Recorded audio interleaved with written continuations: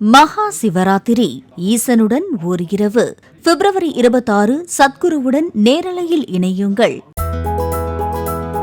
சென்னை அருகே அம்பத்தூரில் உள்ள தனியார் பள்ளியில் நடிகர் சிவகுமாரின் திருக்குறள் 100 உரை தொடர்பான மாணவர்களின் உரையாடல் நிகழ்ச்சி நடைபெற்றது. இதில் சிறப்பு விருந்தினராக பங்கேற்று பேசிய சிவகுமார், மூச்சுவிடாமல் 100 மலர்களின் பெயரை குறிப்பிட்டு அவற்றை தூவி மாணவர்களை வாழ்த்துவதாக கூறினார். அந்த பூவோட பேரு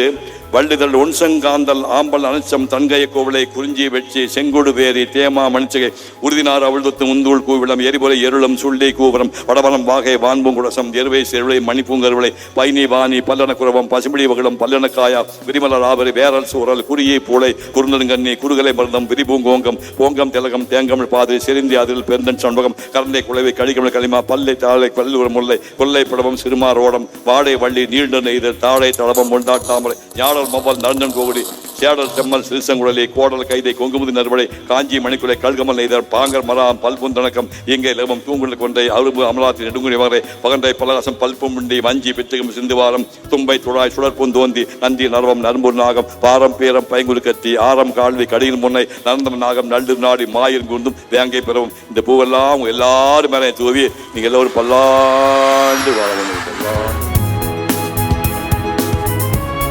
மகா சிவராத்திரி ஈசனுடன் ஓர் இரவு பிப்ரவரி 26 சத்குருவுடன் நேரலையில் இணையுங்கள்.